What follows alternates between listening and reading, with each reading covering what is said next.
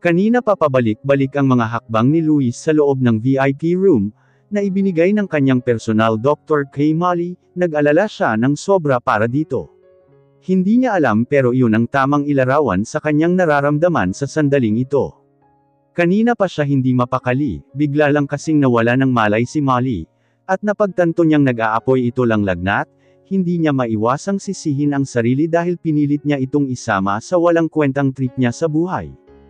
Sunod-sunod na buntong hininga ang kanyang pinakawalan, at iginiya ang sarili sa tabi ng kamang hinihiga ng dalaga, na naupo sa isang silyang bakante.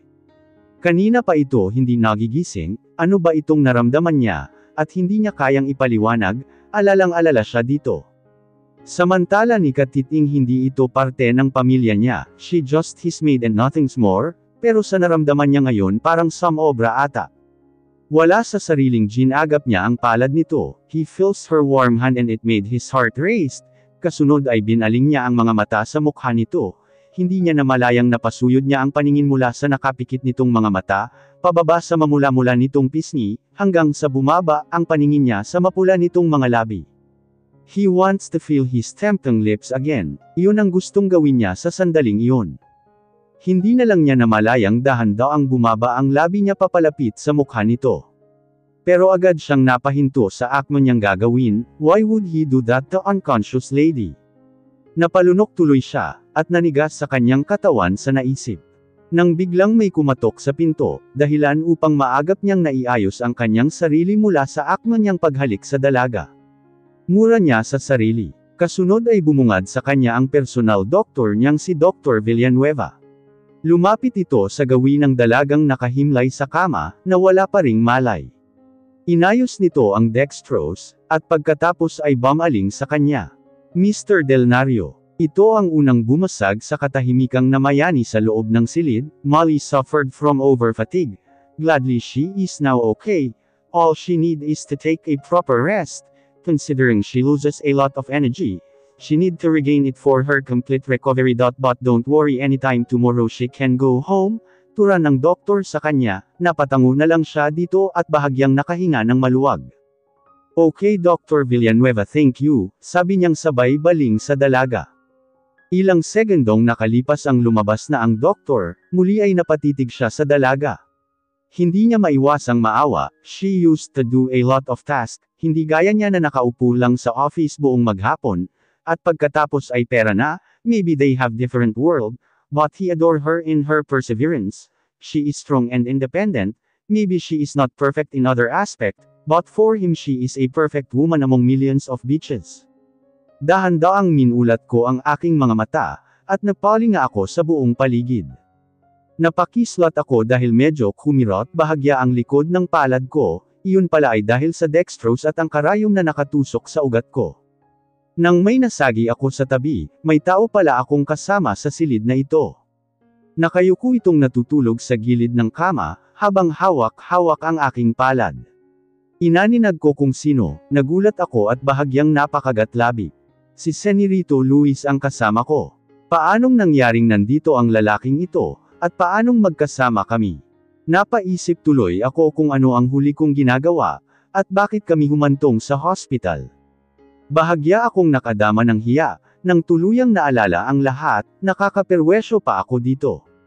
Niling ako kung may orasan ba sa loob, ayon at may nakasabit sa dingding. Nalukot ang mukha ko, mag-uumaga na pala, ganun ako katagal natutulog, at ganun ako katagal sinamahan ng binata sa loob ng hospital na ito. Kailangang makauwi na ako, baka nag-alala na ang inay ko, muli binaling ko ang sarili sa binatang nakayuko. Napatitig ako dito at muli na naman bumundol ang pamilyar na kaba sa dibdib ko, ganun ba ang pag-alala nito sa akin, at hindi ako nagawang iwan nito, at buong magdamag akong sinamahan. Hindi, tanggi ko sa sarili, siguro ginawa lang nito yun dahil nakokonsensya, oo nakokonsensya lang ito. Napangiti ako ng mapait sa sumagi sa isip ko. Maingat kong inilayo ang palad nitong nakahawak sa palad ko, ubod ingat dahil baka magising ito. Kasunod ay tinanggal ko ang karayom na nakatusok sa ugat ko, bahagya akong napakislot dahil sa kirot. Nang tuluyan kong natanggal iyon, dahan-dahan kong binaba ang mga paa sa sahig, at akmang tatayo nang biglang hinablot nito ang braso ko. Nanlaki tuloy ang mata ko, nagising ko ito. Dahan-daang humarap ako sa binata. What do you think you're doing? Nakatiimbagang itong nakatitig sa akin. Napalunok ako at halos hindi makapagsalita. Napaatras ako at napaupo sa ibabaw ng kama. Gusto ko nang umuwi, nauutal at mahina kong sagot. Ano ba at heto na naman at natataranta ako. Isang mapaklang ngisi ang pinakawalan nito, matapos marinig ang sinabi ko na hindi pa rin binibitawan ang aking braso. What do you think of your body, a robot? A machine ha? Sambat nito sa akin. Hindi ko alam ang isasagot ko, pero pinilit kong maging kalma habang nakatitig sa mukha nito. Ang totoo, sobrang lakas na ng kaba ko sa dibdib sa oras na ito, at gusto ko nang ibalik ang karayom sa pagkakatusok sa ugat ko, at maglampasay sa kama, dahil sa tensyon na aking nadarama. Hindi mo ba alam kung gaano ako nag-alala? Seryosong turan nito. Natameme ako lalo, totoo ba na nag-alala ito sa akin? At bakit naman ito mag-alala? Sino naman ako para alalahanin ito? Bumuga muna ako ng hangin bago nagsalita. Sinabi ko bang mag-alala ka, at sino ka naman para mag-alala, at sino naman ako para alalahanin mo? Kahit nanginginig ay pinilit kong maging normal, at parang walang emosyong turan sa kaharap. Mas lalong ngumisi ito ng mapakla. Kailangan pa ba ng isang rason upang mag-alala ang isang tao? Pasumbat na tanong nito, habang mas inilapit ang sarili sa aking mukhang nakatingala dito, mula sa pagkakaupo sa kama. Hindi ako nakasagot sa tanong nito, at ni isang salita o ungol man lang ay walang lumabas mula sa lalamunan ko. Naiinis na ako sa sarili ko, dahil ang laki ng epekto ng lalaking ito sa kaibuturan ng pagkatao ko. Okay then, kung gusto mo ng rason okay. Marahas nitong binitawan ang braso ko tumayo ng tuwid, pero nanatiling ang mga matang nakatuon sa akin. I feel pity, that's why I am worried, because you are nothing but weak. Singhal nitong kunway dagling binaling ang paningin sa ibang direksyon. Pity, weak. Eloko naman tong lalaking tae, pity. Napangiwi ako. Marahas akong tumayo at nilagpasan ito, kinuha ko ang bag kong nakapatong sa ibabaw ng mesa, at dagling sinukbit sa aking balikat. Uuwi na ako at ayaw kong magtagal sa loob ng silid na ito, at mas lalong lang lalala ang lagnat ko lalo pat kasama ko ang makong kong amo. Mabigat ang paang hinakbang ko papalapit sa pinto, sabay pihit sa doorknob nang bigla itong nagsalita. Hey, and where do you think you are going? Pigil nito sabay baling sa akin. Dagli ko namang nilingon ito sabay irap. Uuwi. Ayokong maawa ka pa sa akin. Sambat kong sagot at dagling lumabas, at pabagsak na isinara ang pintuan. Sapo ang dibdib ay lakad takbo ang aking ginawa, gusto ko na lisanin ang lugar. Ayaw kong makita ang pagmumukha ng asungot kong amo. Dahil di magtagal ay aatakihin lang ako sa puso, dahil sa tindi ng kaba ko. Naaawa lang ito sa akin kaya nagpapakabit ito, at sinamahan ako buong magdamag. Ano naman ang gusto mo manang na mas malalim pang rason? Ba't ako naiinis? Naiinis ako na hindi ko maipaliwanag, parang may kulang sa pagkatao ko na hindi ko alam. Nang tuluyang nakalabas ako ng hospital, matamlay kong hinakbang ang mga paa, laglag ang aking balikat habang binabaybay ko ang kalye, ano ba itong nararamdaman ko't nalilito ako? Bakit naiinis ako? Ano bang gusto kong marinig mula dito? Napabuntong hininga ako. Ay anak nang, bulalas ko nang biglang may kotseng bumusina sa likuran ko, agad itong huminto sa tapat ko. Napatalon tuloy ako sa gulat, dahil medyo tahimik ang kapaligiran, at wala pang gumagala sa kalye dahil mag-uumaga pa lang. Inis na binaling ko ang sarili sa kotse, alam kong ang asungot ko lang naman na amo iyon. Bumukas ang gawing bintana sa tapat ko. Bumungad sa akin ang lalaking nakatuon pa rin ang paningin sa harap, at hindi inabalang ibaling ang paningin sa akin. Hop in. Imbita ba iyon o isang utos, ay hindi ko alam.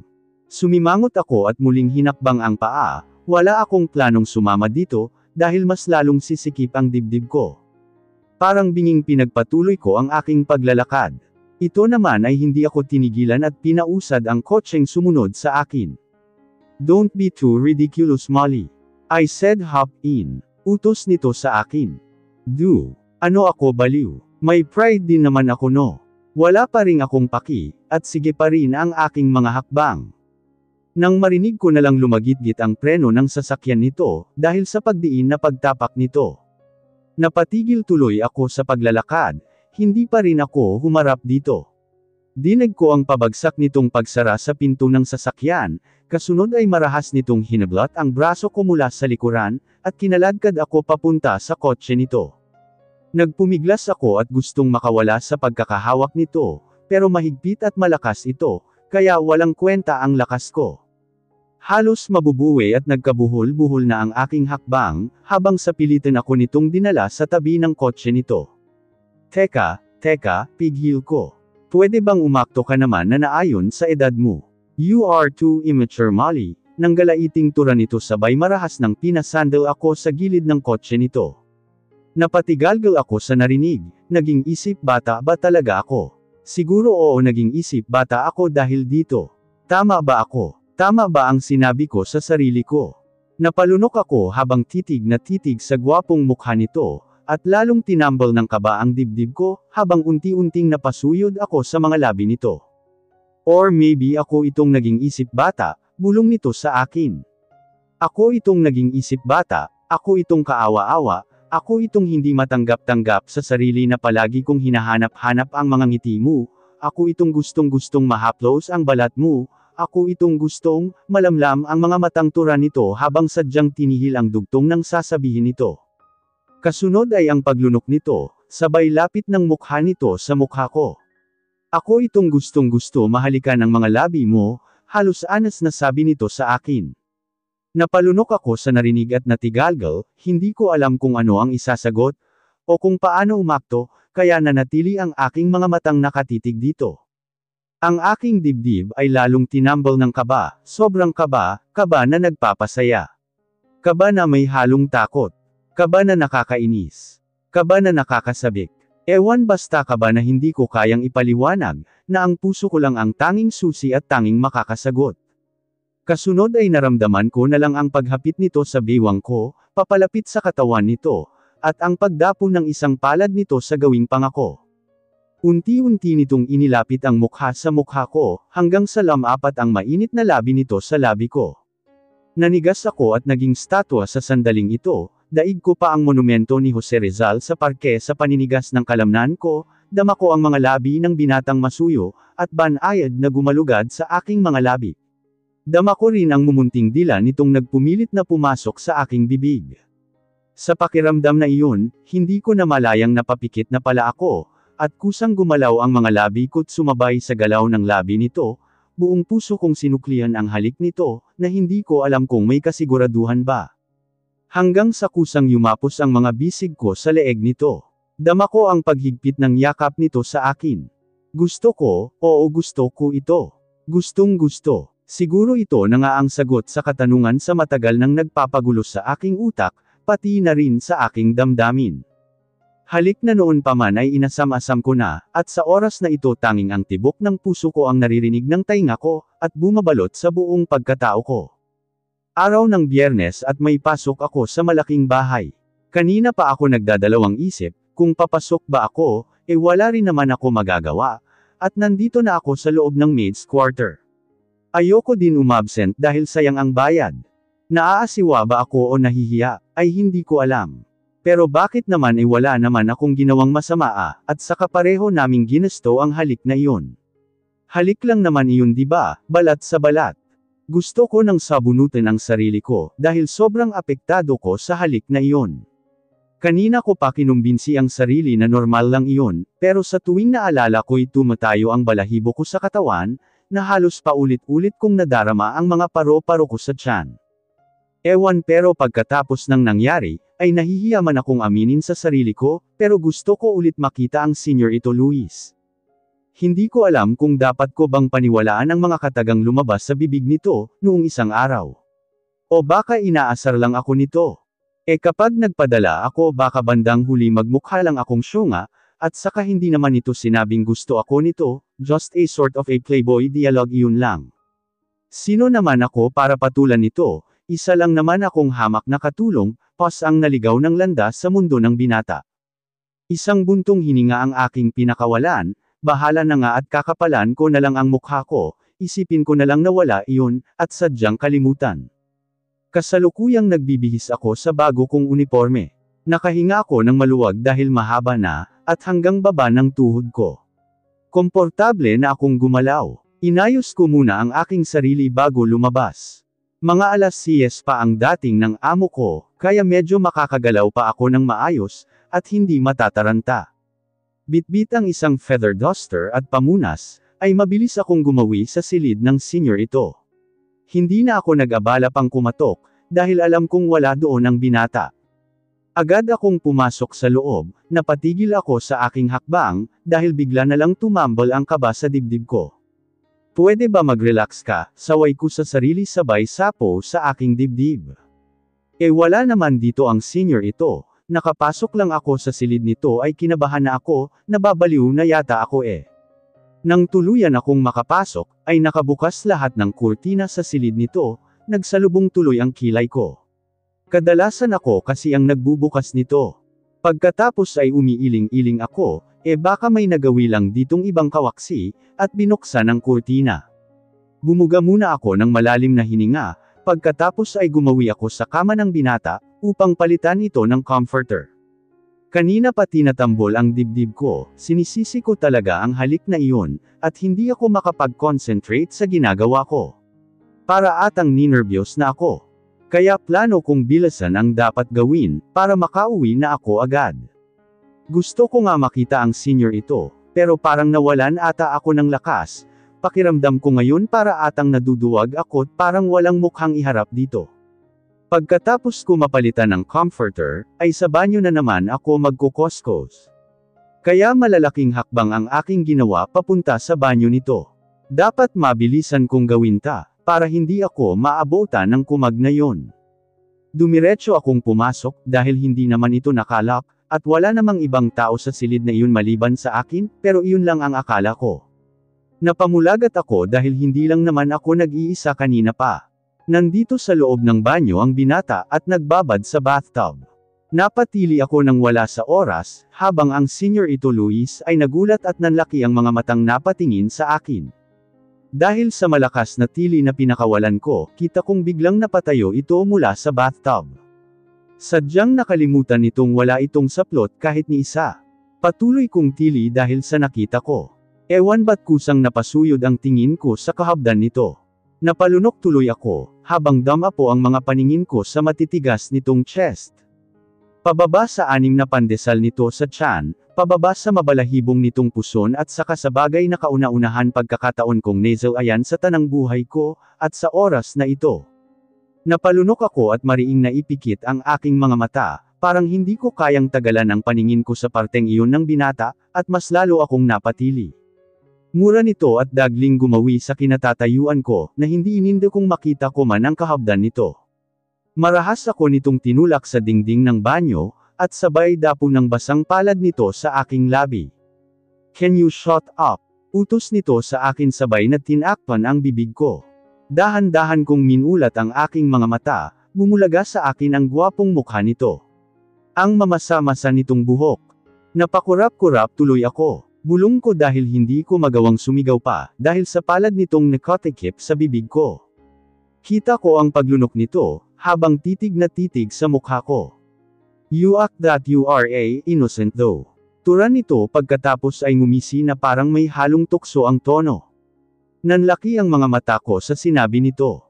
Aba, anong akala ng lalaki na ito na isa akong halimperet na malandi, dahil lang sa pagre-response ko sa halik nito noong isang araw. Naiinis tuloy ako, gusto ko sana paniwalaan ang mga sinabi nito, pero nagbago ang tuloy isip ko. Pwes wag mo kong galitin. Naging marahas ako at kinagat ko ang palad nitong nakatikip sa bibig ko. Bulong ko dahil sa mariin kong pagkagat dito. What a crap! Bulalas nito at daling nailayo ang palad sa bibig ko, kita ko ang panggagalaiti ng gwapong mukha nito sa sakit. What a crap talaga! Inosente pa ako no, walang prenong singhal ko dito. Hindi ko man lang naisip kung ano ang sasagi sa utak nito, pagkatapos marinig ang sinabi ko. Napaismid ako habang pinilit ang paninging hindi damapo sa kahabdan ng binata, at pagkatapos pairap na tumalilis ako papalabas, at pabagsak na isinara ang pinto. Hindi pa ako nakatiis, ay sumigaw pa ako mula sa labas. Sa susunod kung ayaw mong masilipan mag-lock ka ng pinto, aktong tatadyakan ko ang pintuan. Hislot ko sabay baba ng paa ko, at tumalikod na sapo ang dibdib ko, dahil sa matinding kaba. Naiwan si Luis na nakangisi, dahil sa narinig nito mula sa dalaga. Innocent ha, bulong nito sa loob-loob, habang kinuyam-kuyum ang palad na nasaktan. Nakakainis talaga, bakit ba kasi maaga itong nasa bahay? Mas lalong tuloy akong naasiwa at nawawala sa aking sarili, dahil sa presensya nito. Mas lalo akong naiinis sa sarili ko, dahil pabalik-balik sa utak ko ang eksena namin sa banyo kanina. Kinilabotan tuloy ako, na parang hindi ko maintindihan ang sarili na hindi ko moari, animoy pinagnanasaan ko ito. Alam ko ba talaga ang tunay na kahulugan ng pagnanasa? Padaskol na pinagpatuloy ko ang paglilinis sa buong silid. Napasulyap ako sa kinaroroonan nito, ayon abala ito sa kapapanood ng movie, habang nakasandal ang ulo sa headrest ng kama, ang kumag para lang wala nangyari at relax na relax. Napamura tuloy ako sa loob-loob. Muli kong tinuon ang paningin sa ginagawa, at pinagpatuloy ang nahintong kamay. Isang oras ang nakalipas ay tapos ko na lahat, maliban sa mesang nasa tabi ng kama nito. Parang nagdadalawang isip akong lumapit sa gawing iyon malapit kasi iyon sa kama, at kasalukuyang nandoon ang asungot na senior ito. Lumunok muna ako ng laway, bago sinimulang ihakbang ang mga paa sa gawing iyon. Bahala na nga, ano ba't parang sobrang apektado ko, ako lang itong nagkakaganito ang binata ay parang wala at normal lang ang mga kilos. Aba, hindi yata tama, kaya kailangan din akong umakto sa naaayon. Tama talaga ito at talagang naging isip bata ako. Tahimik kong sinimulang pinunasan ang mesa, patalikod ako dito para naman hindi ako masyadong naaasiwa. Para atang mas lalong lumala, at parang pakiramdam ko ay nakatingin ito sa akin mula sa likuran. Napakagat ako sa aking labi, at biglang lingon ko sa gawin nito. Wala naman pala at nakatuon lang ang paningin nito sa malaking screen ng TV. Ako lang itong assuming, nakapanibugho naman. Muling binalik ko ang paningin sa ibabaw ng mesa, parang pinagpawisan na ang singit ko, dahil sa kung ano itong kabang naramdaman ko. Tuloy nagmukha akong kingkoy, at parang tense na tense sa eksena namin, rinig kong bulong nito mula sa likuran ko. Para akong napaso na kinilabotan, napakagat labi tuloy ako, na parang nanigas, nakatalikod na nakamasid sa binata. Napabaling-bilang ko ang eyeballs ko kaliwa at kanan, na hindi ginalaw ang ulo ko sabay kagatlabi. Kakaiba ata ang dating ng boses nito sa akin, at parang nag-iiba ang katawan ko. Diyos ko po, ano na ba itong sumanib sa katawan ko, at parang naging halimperet na pusa na ang dating ko. Kikibot-kibot ko sabay iling. Lumunok muna ako ng laway, habang unti-unting binaling ang paningin sa binata, nakukuryuso kasi ako kung ano ang ginagawa nito. Nagsalubong ang kilay ko sa nakita, nakapikit na ang mga mata nito, natutulog ba ito? Siyo nga nakapikit nga ang mata, syempre natutulog iyan, saway ng isang bahagi ng utak ko. Napalingon ako sa binatang natutulog, kusang dinala ako ng sariling paa papalapit sa tabi nito.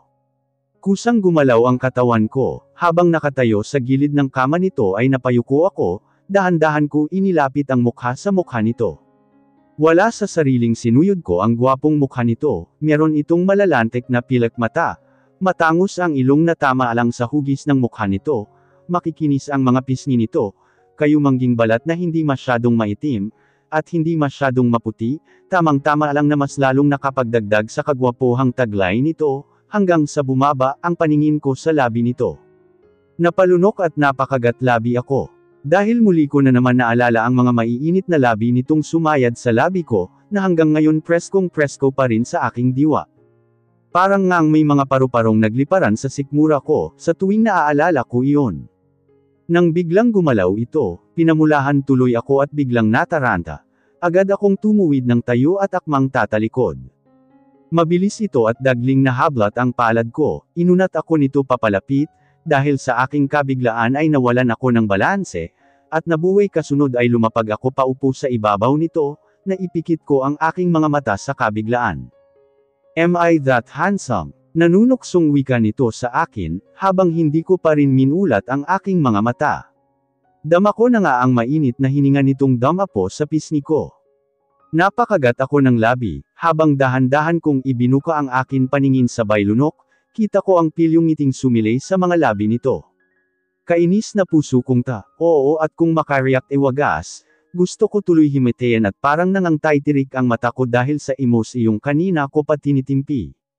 Dama ko ang mga palad nitong naglandas mula sa braso ko pataas. Sa balikat ko kasunod ay ang paghawi nito sa ilang hibla ng buhok kong tumabong sa aking pisngi. Nakatitig ito sa akin at ganun din ako dito. Ilang segundong naglaban ang aming paningin, kung ako lang ang tatanungin, halos 1 minuto nang nanatili kami sa ganoong posisyon. Hindi ko alam kung paano ako kikilos, parang kusa ang katawan kong naninigas na parang may hinihintay akong gagawin nito. O tamang sasabihing hinintay kong halikan ako nito muli. Ang puso ko ito at naglalandi na naman ng todo-todo. Gumalaw ang mga daliri nito, at pinaglandas nito iyon sa pisngi ko, banayad nitong hinaplos. Naririndi ako't parang nanghihina na ang mga kalamnan ko, dahil sa tindi ng kaba at tense iyong bumabalot sa pagkatao ko. Hindi ko alam kung ano ang tumatakbo sa utak nito, pero para sa akin gusto kong makasama ito, at parang ayaw nang mawalay sa tabi nito. Kita ko ang pagdahan-daang paglapit ng mukha nito sa mukha ko, wala na akong planong umatras pa, dahil yun naman talaga ang gusto ko. Kaya kusa kong naipikit ang mata, habang hinintay ang mga labing nito damapo sa labi ko, pero dama ko ang mahigpit na pagkakahawak nito sa magkabilang braso ko. Kasunod ay dinig kong hamanggos ang senior ito, habang pahigpit ng pahigpit ang pagkakahawak nito, na animoy madudurog ang mga buto ko sa bisig. Molly, pinilit nitong bigkasan ang pangalan ko. Dama ko na hirap itong huminga. Dali akong nagmulat ng mata. Pero nang naimulat ko ay wala akong maaninag kundi dilim, pawang dilim ang bumalot sa buong paligid, wala maski liwanag sa kahit isang sulok. Blackout. Tarantang kinapa ko ang binata, dama ko ang mga pawis sa buong katawan nito. Dama ko ang mabilisan nitong pagsagap ng hangin. Kasunod ay dinig kong hamanggos na ito, habang pahigpit ng pahigpit ang pagkakahawak nito sa bisig ko. Senior ito Luis, kinakabahan ako, pero pinilit kong kinalma ang sarili. Kasunod ay ang paghapit ko ng yakap dito, dama ko ang panginginig ng katawan nito, ang alam ko lang ay gusto kong samahan ito sa paghihirap sa sandaling ito. Natatakot ako pero mas nanag ang pag-alala ko para sa lalaking may puwang sa puso ko. Nataranta ako at hindi ko alam ang gagawin. Ano ba itong misteryong bumabalot sa pagkatao ng senior ito?